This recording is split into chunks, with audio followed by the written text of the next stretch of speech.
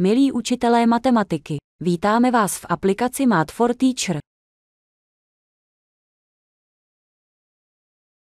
V tomto videu se dozvíte, jak si z naší databáze otázek snadno a rychle vytvořit písemku a interaktivní PDF test. Také zjistíte, jak vygenerovat test ve formátu HTML pro aplikaci Test4U. Tato aplikace vám umožní nejen testy zadávat, ale i získávat výsledky vašich studentů. Nakonec se naučíte získat testy ve dvou variantách, Ačko a Bčko. Začněme přihlášením. Na úvodní straně aplikace je vpravo nahoře symbol zámku. Zde zadáte své přihlašovací jméno a heslo. Pokud se hlásíte poprvé, pak je třeba kliknout na tlačítko Zaregistrujte se a na registrační stránce zadat svůj e-mail a uživatelské jméno. Poté dostanete dva e-maily. První je potvrzením nového požadavku a druhý již obsahuje odkaz na přihlášení. Vaše účty neschvaluje automat, ale administrátor. Zřízení účtu proto může trvat i několik hodin. Prosím vyčkejte, budete za to odměněni bezplatným účtem a možností tvorby testů a písemek. Předpokládejme nyní, že jsme přihlášení a nacházíme se na úvodní straně aplikace.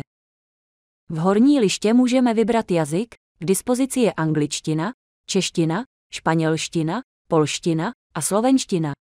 Primárním jazykem je angličtina. Při každém novém přihlášení je tedy jazyk nastaven na angličtinu. My si zvolíme češtinu a podíváme se do části databáze. Zde si můžeme prohlížet otázky, rozstřiďovat otázky do vlastních oblíbených šuplíků a vybírat otázky do testů a písemek. Druhá část nazvaná Přehled testů pak slouží ke správě již vytvořených testů a generování různých výstupů ve formátu PDF nebo HTML.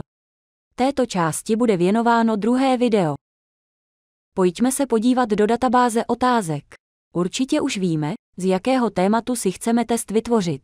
Nastavíme tedy oblast, podoblast a tematickou část. Jak je učivo rozčleněno do těchto oblastí, podoblastí a částí se dozvíme v příručce, která je k dispozici na webu. Zvolíme si třeba oblast Geometrie, podoblast tělesa a jejich objemy a povrchy, část 1. Jak se dozvíme z příručky, v této části jsou zařazené příklady na procvičování objemů a povrchů krychle a kvádru. Před sebou vidíme první dvě otázky. Tyto otázky jsou spolu v jednom rámečku. To znamená, že se jedná o takzvané twin otázky neboli dvojčata.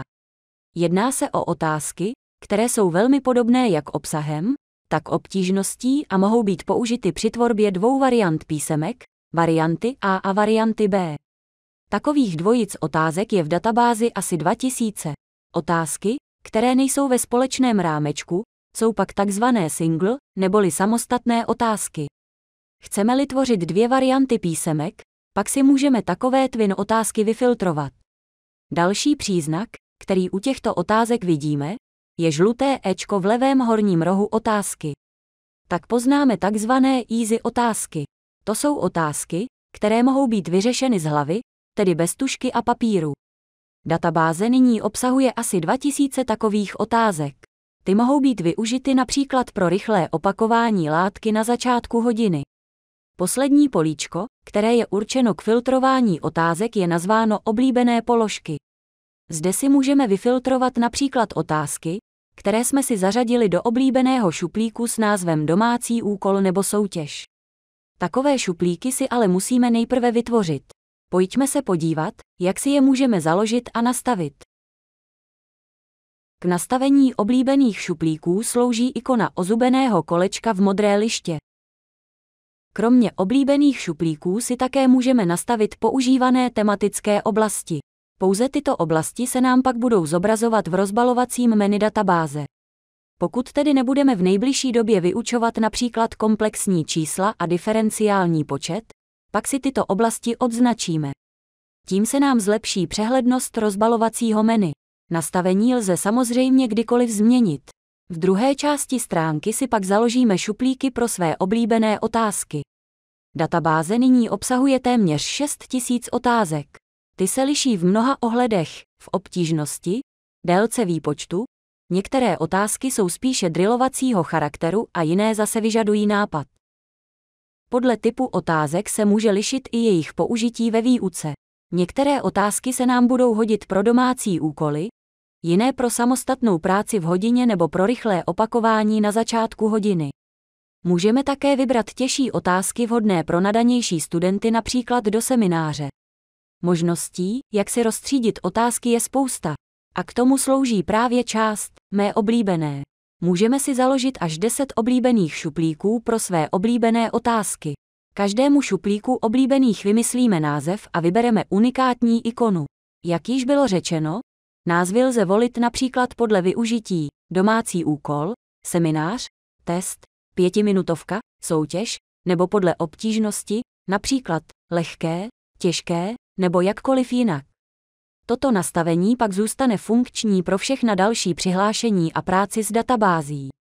Samozřejmě i toto lze kdykoliv změnit. Vrátíme se nyní do databáze. Jakmile nastavíme názvy a ikony oblíbených šuplíků, pak se tyto ikony zobrazí u každé otázky a kliknutím na příslušnou ikonu ji do daného šuplíku přiřadíme.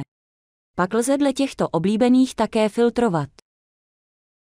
A teď se konečně podíváme, jak vytvořit test. Vyberme tedy otázky do testu. U každé otázky vpravo nahoře vidíme políčko do testu.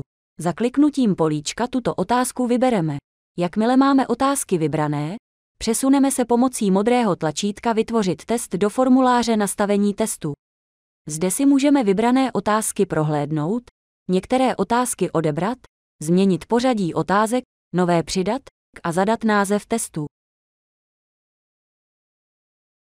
Vytvořený test je pak uložen do seznamu testů.